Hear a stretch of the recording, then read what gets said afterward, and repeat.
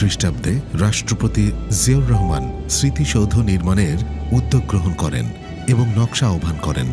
1978 June মাসে প্রাপ্ত 57টি নকশার মধ্যে সৈয়দ মাইনুল হোসেন প্রণীত নকশাটি গৃহীত হয়। 1979 খ্রিস্টাব্দে মূল স্মৃতিসৌধের নির্মাণ কাজ শুরু হয় এবং 1982 খ্রিস্টাব্দে বিজয় দিবসের কিছু আগে কাজ সমাপ্ত হয়। জাতীয় স্মৃতিসৌধ বাংলাদেশের স্বাধীনতা যুদ্ধে নিহত মুক্তিযোদ্ধা ও নিহত বেসামরিক বাঙালি ও অবাঙালিদের স্মৃতির উদ্দেশ্যে নিবেদিত একটি স্মারক স্থাপনা। এটি ঢাকার সাভারে অবস্থিত। স্মৃতিসৌধের 7টি স্তম্ভ রয়েছে, যা বাংলাদেশের মুক্তি সংগ্রামের প্রধান 7টি আন্দোলনের নিদর্শন বহন করে।